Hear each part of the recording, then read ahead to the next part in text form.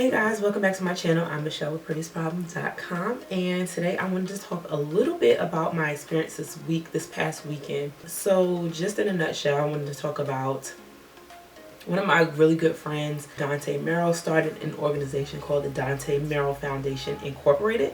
And basically it is for community service. It's a non-profit organization. He has been wanting to do something lately, especially with the whole election and us just like really needing to do something in the community.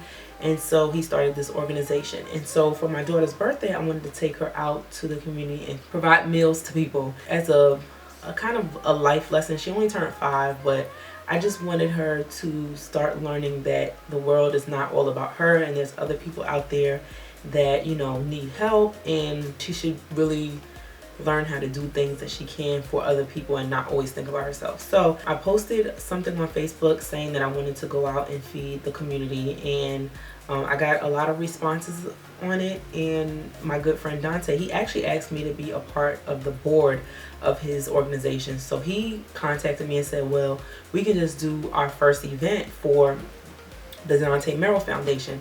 And I thought it was an absolutely wonderful idea. Now, Dante Merrell lives in Dallas, Texas. Obviously, it's far. I live in Atlanta, Georgia. So he decided to drive out here and bring all the supplies, and we would go out and feed the community. So we were accepting donations. We were accepting volunteers. And so this past Saturday, December 3rd, we got together in the morning and assembled 150. Well, we wanted to do 150, but then the portion sizes just it turned into about 145 plates. So he had a good friend that hosted us at his home. His name is Nick.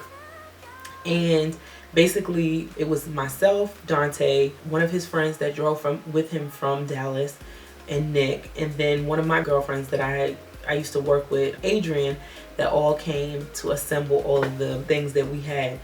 So basically we got food, pretty much we got it catered from a local restaurant, a local Atlanta restaurant. We were supposed to kind of get some free food, but I guess the order got placed too late, and so they couldn't provide us the free food.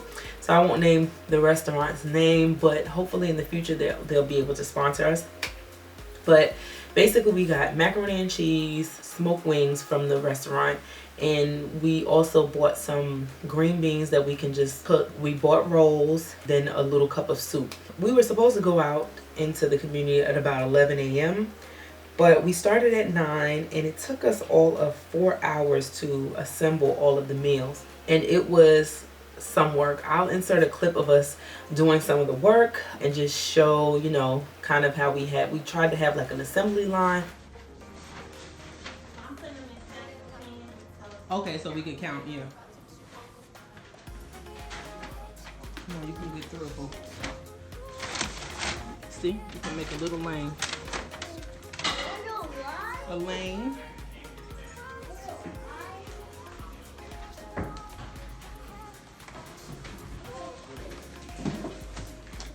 Oh, we can start putting chips in there. The problem is that... No, I don't think so. Nope. The problem about putting the chips in there now is that we have to put these... Oh, the things, yeah. Because you can still push it to the side though, like we were talking about. Like it's not gonna take. Yeah, I don't think it's gonna. It's just gonna once we put stuff in there, it's just gonna make it harder to get. So we got the food together, and then we ended up leaving out at about about 1, a little bit after 1. So we went down to Pine and Cortland, which is a very populated area that there's a lot of people on the streets out there. Every weekend, a lot of people come out there and bring meals for people. So we came out there and we set up our tables, and we had 145 like brown paper bags that we had assembled. Each bag had the meal, the soup, a bag of chips, a can of soda, and we also had some thermal blankets, which was like, I guess they were like kind of rescue thermal blankets, which they look like foil, but they're supposed to keep like your body heat in, and you can put it inside of insulate your sleeping bag or something like that with it. It's supposed to retain heat. So we had these big old bags, 145. We didn't think about how we were going to transport the bags from the house to the site, but there were like 4 cars, so we just kind of piled them in, got out there, set up, And I mean, that food was gone in maybe about, I want to say 20 minutes, if that, which it really didn't matter how quick it went, because we brought it for people to come and get the food. It was a really humbling experience. I was really proud of my friend Dante for starting this organization and just giving us an opportunity to be able to give back. I mean, you don't really need a foundation to give back to your community, but it's a start for us to at least get together. We're all college educated. We all have careers, or are professionals, and I feel like we're just young black people that can make a difference. And I mean, we're smart enough to get out and figure out something. Even if we just make a small impact, it could be a major impact. And so it's really near and dear to my heart, because with this election I kind of was very anti-Hillary and anti-Trump, just because I just felt like neither one of them was going to help our people in any way. So instead of sitting around waiting for somebody else to give handouts or help us, why not do something, even if it's something small, something that we can do ourselves to give back to the community and to actually get involved in our community. So that was definitely our first event, and we learned a lot from that event. We probably would never go to assemble the meals beforehand. I'm sure we will do it again, but we probably won't go back to feed the community for a while. We want to do a number of different things. The areas of focus are going to be children, black kids, elderly, and homelessness.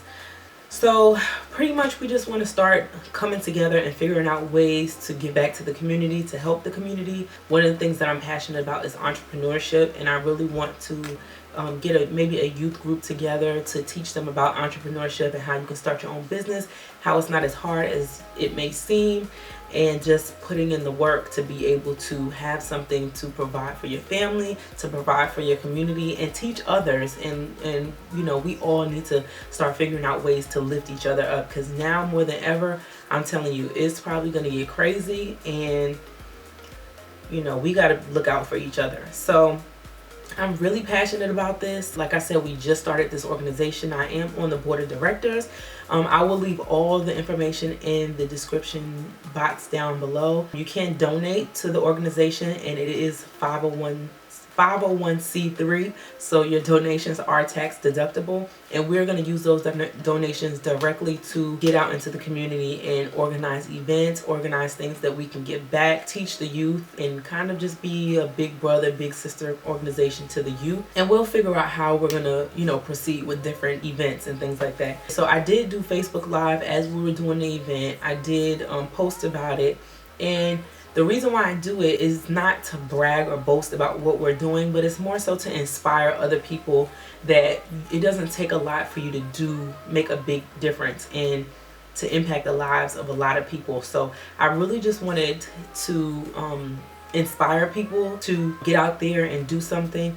One thing that I used to do, I need to start doing it again, but I haven't had the time in the mornings. There's a man that stands out on the highway every single day in Atlanta, and he just waves to everybody going past. Super friendly.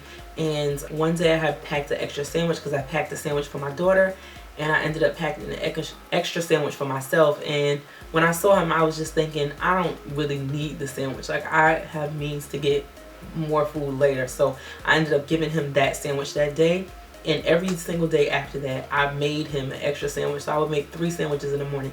I haven't done it for the past maybe week or so, because we've been out of bread and stuff, but as soon as we get more, I'm gonna start packing another sandwich for him. But it's little things like that that make a difference in someone else's life, and it's very selfless. And I'm saying that not to brag or boast, but just to inspire somebody else to think about someone else besides yourself. Think about your community. Think about little ways that you can get out and make a difference. So I hope something that I said may inspire you to make a change in your community, or get a group of your friends together to make a change.